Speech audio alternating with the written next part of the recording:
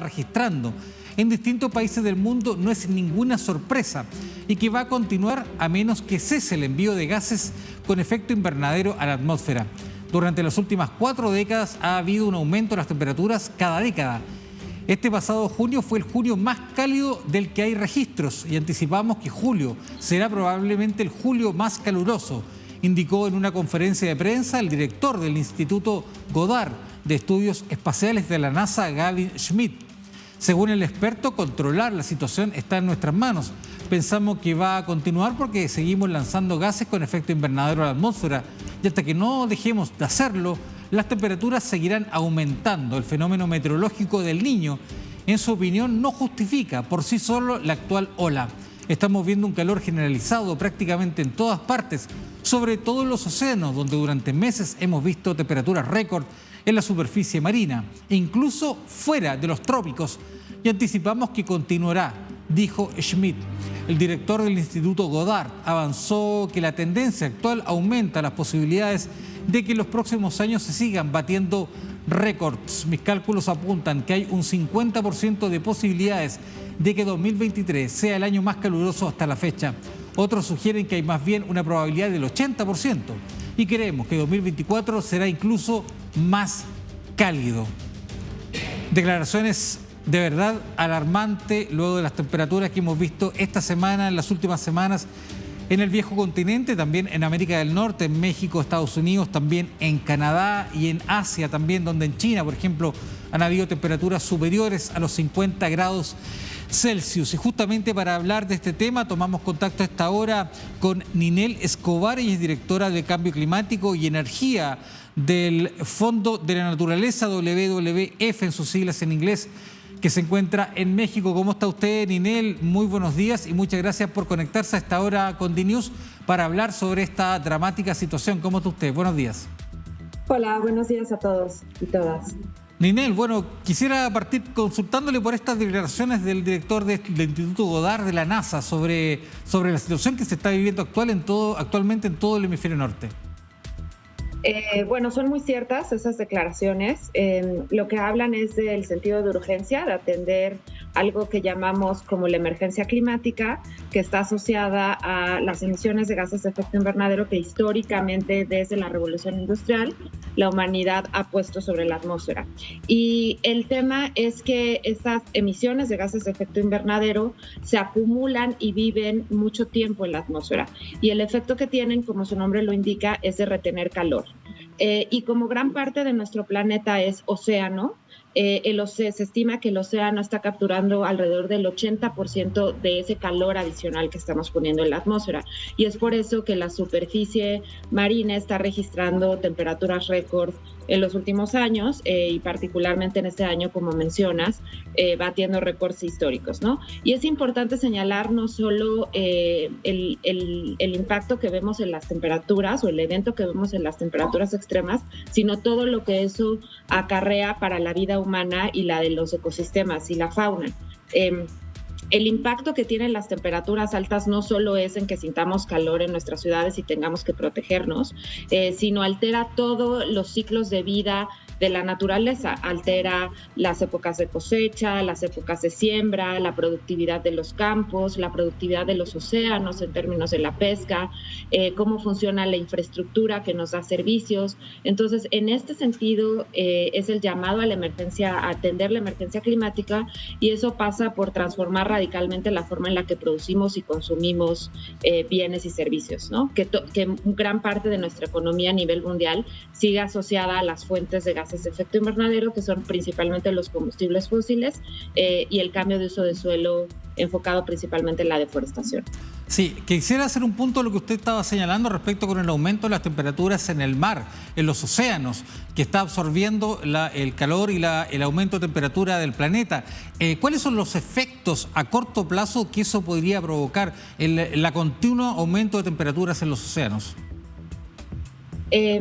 Sí, de las cosas que la ciencia ha identificado como los impactos principales que ya se están presentando desde hace varios años, es los cambios en la distribución de las poblaciones marinas. Muchas especies marinas están cambiando de distribución porque las temperaturas ya no son adecuadas para la vida de esas especies, ¿no? Algunas especies que estaban concentradas dentro de los trópicos ahora están saliendo de los trópicos hacia temperaturas más frías. También el cambio de corrientes, de las temperaturas y las expansiones y las direcciones de las corrientes marinas, de las que está asociada gran parte de la vida marina, y un impacto en particular muy importante para países como México, que están en zonas tropicales, es el blancamiento de los corales. Y ahí se estiman, hay cifras bastante alarmantes que bajo escenarios de los que ya estamos muy cerca de 1.5 grados de calentamiento, recordemos que estamos actualmente en 1.1 grados y la ciencia dice que el umbral manejable de calentamiento está alrededor de los 1.5 grados, pues se espera la diferencia entre 1.5 y 2 grados es la desaparición de los arrecifes de coral debido a su blanqueamiento, ¿no? Y no solo los arrecifes, sino los arrecifes es el hábitat más importante de muchísimas especies marinas tropicales de las que dependemos como humanos.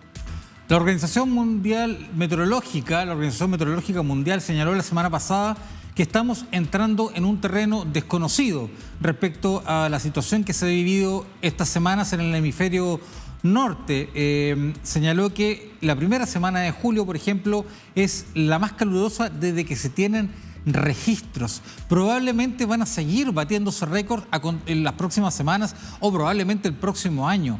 ¿Qué tan grave es la situación en él? Muy grave, tengo que decirlo honestamente. Desde hace ya tenemos 27 años en los cuales se ha reunido la Convención Marco de Naciones Unidas sobre Cambio Climático y en particular de trabajo de un grupo de expertos sobre cambio climático que llevan ya varios reportes indicando que la situación es grave, que los impactos que se están viendo en el territorio son más graves de lo que se esperaba, de hecho, hace 10 o 15 años. Y el problema de que estamos cerca de rebasar este umbral que mencionabas, es que los modelos que nos permiten entender cómo funcionan los sistemas climáticos y la vida que depende de ellos, tiene ciertos umbrales de soporte. Y a partir de esos, cuando se rebasan esos umbrales de soporte, se empiezan a desencadenar ciertos procesos que van a calentar a la Tierra a una tasa aún más acelerada. Y ese es el llamado a la acción, ¿no? A no rebasar ese umbral, porque a las condiciones inesperadas o las condiciones poco manejables se espera que se rebasen después de este umbral, ¿no? Y ahí estamos, por ejemplo, para imaginar algunos de los efectos, el deshielo de las zonas que han estado cubiertas por hielo en el hemisferio norte por muchísimas décadas y milenios. Es posible que cuando rebasen ese umbral, que el deshielo sea permanente. Hay gases capturados dentro de esos deshielos que pueden aumentar aún más el calentamiento. Los incendios pueden exacerbarse aún más de lo que ya vemos. Las plagas asociadas a las altas temperaturas pueden también expandir sus geografías de alcance mucho más. Entonces, por eso el llamado es a mantener el calentamiento global sobre debajo de estos umbrales que son que la ciencia ha estimado que son manejables todavía para la tecnología que tenemos, ¿no? Se podría señalar, Ninel, y con esto quiero finalizar, ¿podríamos calificar esto como que estamos en un punto de no retorno con el tema del cambio climático o aún estamos tiempo de revertirlo? Sabemos que no lo vamos a revertir en el corto plazo, para esto si tomamos las medidas hoy, o las autoridades a nivel mundial, organizaciones, si todo el mundo se pusiera en campaña para revertirlo y tomar las medidas que hay que tomar, yo sé que nos vamos a demorar décadas en hacerlo, pero ¿es posible revertir ese cambio climático o ya estamos en un punto de no retorno donde la Tierra va a tener que convivir de aquí en adelante con estas temperaturas? Sí, es una pregunta muy interesante. Ciertamente estamos muy cerca del punto de no retorno. Se estima que si seguimos, ha habido varias estimaciones sobre la tendencia de crecimiento de estos gases de efecto invernadero de acuerdo a cómo funcionan nuestras economías y a los compromisos que han hecho los países en la Convención Marco. Y se estima que si los países cumplieran sus compromisos que actualmente tienen en la Convención, estaríamos todavía en un escenario de calentamiento de 3 grados, ¿no? Que es catastrófico para lo que ha mencionado la ciencia. Después del 1.5 grados se considera este punto de no retorno, pero es importante lo que mencionas porque una parte importante del calentamiento que ya hemos experimentado, de esos 1.1 grados que ya está por arriba de las temperaturas preindustriales, la Tierra, no es revertible en el corto plazo. Y la razón es porque los gases de efecto invernadero duran mucho tiempo en la atmósfera. Algunos de ellos duran más de 100 o casi 200 años en desaparecer de la atmósfera. Entonces, como dices, si hoy por hoy todas las economías del mundo apagaran el switch y dejáramos de deforestar, aún una parte importante de ese calentamiento permanecería en la Tierra y tenemos que vivir con él. Y por eso el llamado de la Convención Marco es atender el problema en dos líneas. Una es la reducción de gases de efecto invernadero, porque ciertamente si seguimos en el ritmo que seguimos vamos a llegar muy pronto alrededor de entre 8 y 10 años a ese punto de no retorno. Pero por otro lado tenemos que hacer muchos más esfuerzos para adaptarnos a esta nueva realidad climática. Y por eso el llamado también es a financiar, a invertir, a mover flujos financieros suficientes para que los países y sobre todo los más vulnerables, como hay muchos en América Latina, puedan atender las crisis hídricas que se vienen, las crisis de disponibilidad de agua por el derretimiento de glaciares, por ejemplo, para atender las crisis de salud asociadas a nuevas enfermedades, principalmente transmitidas por vectores, y atender la demanda que va a haber, por ejemplo, para las olas de calor, ¿no? Entonces tenemos que trabajar en dos vías, en reducir las emisiones, pero también en adaptarnos a una parte de ese calentamiento que es irreversible, como mencionas. Nilén Escobar, ella es directora de Cambio Climático del Fondo Mundial para la Naturaleza, WWF en sus siglas en inglés, que se encuentra en Ciudad de México. Muchas gracias por este diálogo y por darnos tu opinión, tu conocimiento para saber más de lo que está pasando con este fenómeno en el hemisferio norte. Muchas gracias. Gracias a ustedes. Buen día. Buen día. Y nosotros seguimos hablando sobre este tema porque el incendio forestal que durante 4 días consecutivos quemó decenas de casas y miles de hectáreas de bosque al oeste de Atenas ha sido contenido por los bomberos durante la pasada noche, mientras cientos de efectivos siguen desplegados en la zona para extinguirlo por completo. Unos 300 bomberos con 120 vehículos lucharon contra las llamas durante toda la noche entre las localidades de Mandra y Nea Peramos, unos 30 kilómetros al oeste de Atenas, y lograron contener las llamas. Con la primera luz del día, 3 aviones y 4 helicópteros cisternas empezaron a operar en la zona. El incendio comenzó el lunes en la región de Beocia y se propagó con rapidez hacia el sur y la región de Ática, arrasando miles de hectáreas de bosque y quemando decenas de casas, coches y pertenencias en varias localidades a las puertas de la capital ateniense. Aunque la madrugada del miércoles el fuego se pudo contener, por la tarde del mismo día las llamas se reavivaron, obligando a evacuar al menos 7 localidades, mientras que varias casas en el pueblo de Agia, Sotira, acabaron quemadas. Eso es lo que ha pasado en Atenas, Grecia, pero muy cerquita de Atenas, al frente de Grecia está Italia, donde también las altas temperaturas se han sentido con fuerza esta semana, y ahí se encuentra el periodista chileno Branco Carlesi, quien amablemente se ha conectado para conversar con nosotros. Branco, ¿cómo estás tú? ¿Cómo estás tú? Muy buenos Hola, días. Cristian, buenos días. Un saludo para nosotros, buenos días para nosotros, buenas tardes para ti allá en Italia. Cuéntanos cómo se ha vivido la jornada de hoy y cómo se han vivido estas intensas jornadas de calor en los últimos días. Una semana bastante complicada. Los italianos intentan tomársela con humor y en vez de buongiorno, que es buenos días, se dicen buon forno, buen horno, literalmente, con temperaturas que han alcanzado hasta los 42 grados en Roma, en la capital. Temperaturas que ya no se veían desde el año 2012 o 2013, cuando se recuerdan grandes olas de calor, y que Caronte, el anticiclón que entró el día lunes al norte y al centro de Italia, ha llevado las temperaturas incluso nocturnas hasta los 38 grados, no permitiendo que los italianos del norte, de la zona lombarda, puedan dormir, que los turistas incluso puedan salir, porque desde el gobierno han emitido una alerta roja. La alerta roja dice que las personas no pueden salir desde las 12 o hasta las 6 de la tarde, y por favor se queden dentro de sus hoteles, o de sus casas, y esto también ha llevado a altos costos a la hotelería. La hotelería está cobrando 10 euros por el uso de los aires acondicionados, ya que los costos han subido de una manera estratosférica. Ahora, el norte de Italia, si bien ha sido afectado, hoy día ya hace un poco menos de calor, porque ayer hubo una tormenta bastante importante y se esperan lluvias para esta noche también, lo que ha bajado las temperaturas para hoy día entre 30 y 32 grados, que sigue siendo alto, pero natural y normal para el verano. Ahora, las temperaturas más altas están en el sur de Italia o también en la isla meridional de Cerdeña, donde la temperatura han alcanzado hasta los 46 grados y podría ser que la próxima semana podrían alcanzar temperaturas superiores a agosto del 2022, que fue la máxima en Sicilia, en Taormina, de 48,8 grados. Una temperatura que ha aumentado alerta roja. ¿Qué quiere decir alerta roja? No solamente quedarse dentro de su hogar o de los hoteles, sino que también este tipo de calor y shock de calor puede afectar a personas totalmente saludables entre los 15 y los 50 años. No estamos hablando solamente de un peligro para personas de la tercera edad. Ahora, vemos que ahora en este minuto estamos en la Plaza del Duomo, en el centro de Milán, en el norte de Italia, en la zona lombarda, y hay muchísimos turistas hoy día. Ayer había muchos menos por el calor, pero hoy día el cemento que absorbe este calor y que lo irradia durante todo el día ha disminuido un poco el calor gracias a la lluvia que duró durante toda la noche. Incluso en la zona norte lombarda, que ya es casi la parte más norte del país, han habido granizados, cosa que es bien difícil de entender, pero los meteorólogos al final han explicado que porque hay más lluvia, hay más calor también. Incluso se espera que en el sur de Italia las temperaturas, como te decía antes, alcancen aún temperaturas mucho más altas, grados mucho más altos. Ahora, el calor más fuerte ya se movió hacia Grecia, que es el anticiclón Caronte. Por lo tanto, se espera que al menos esta semana la temperatura en Italia, que ya han cobrado la vida de 4 personas, disminuya.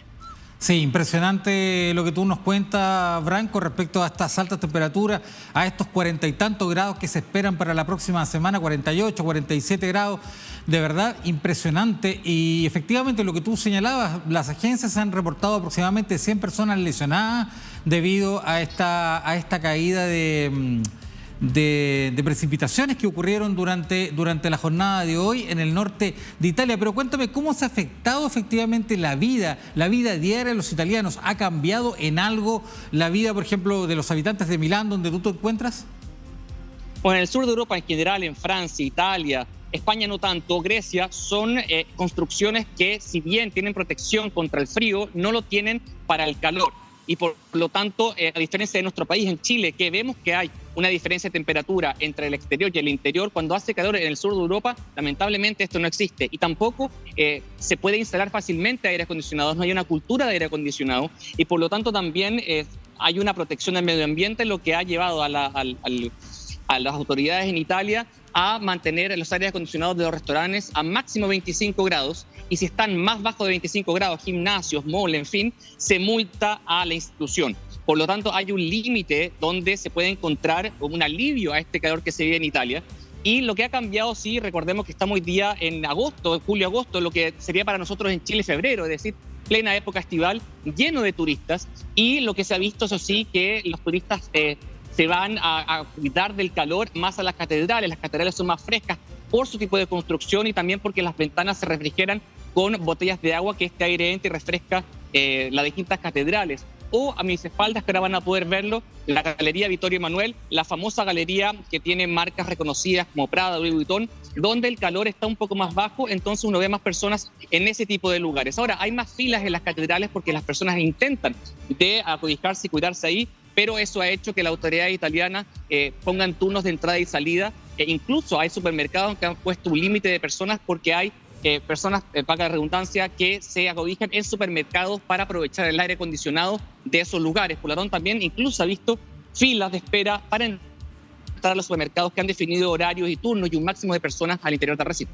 Sí, justo estamos viendo imágenes en vivo, además de tu cámara, ahí en la Plaza del Duomo estamos viendo una imagen panorámica justamente de la famosa Plaza del Duomo ahí frente a la Catedral de Milán y de la galería que tú hacías alusión hace pocos instantes. Se ve bastante gente y tú nos comentabas respecto a la circulación de turistas, por lo menos en ese lugar. Respecto a eso, recordemos que Italia es uno de los países donde el turismo es muy importante desde el punto de vista económico. ¿Se ha visto algo en afectado, por ejemplo, no sé, cancelaciones de reservas, de hoteles, de tours por diferentes ciudades? ¿Hay algo de información sobre eso? Los flujos se han mantenido igual en Roma, especialmente, que en la capital han habido unos altos temperaturas de 42, 43 grados durante toda la semana, al menos en el norte de Milán y en el norte de Italia. Han bajado un poco las temperaturas, pero en Roma se han visto muchas más filas, pero no porque haya un mayor o menor flujo, sino porque se está limitando el número de personas que pueden entrar dentro de un recinto. Los shocks de calor, si imagínate, pueden afectar a las personas de una edad más adultos joven. Las personas de mayor edad están en serio peligro de tener shock de calor.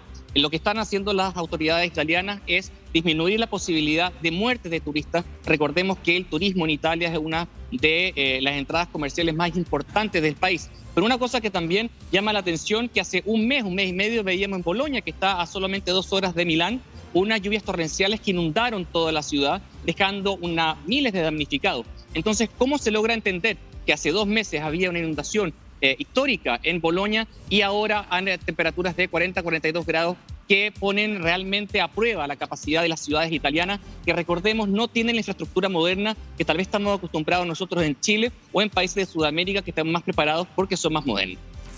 Branco Carlesi, periodista chileno, residiendo allá justamente en Italia. Te agradecemos este contacto, esta conversación para conocer de primera mano lo que está pasando ahí en Europa, en el viejo continente, con esta tremenda ola de calor que ha afectado y que va a seguir afectando en las próximas semanas. Así que muchas gracias por esta conversación. Gracias, Cristian. Buenos días. Un abrazo y así.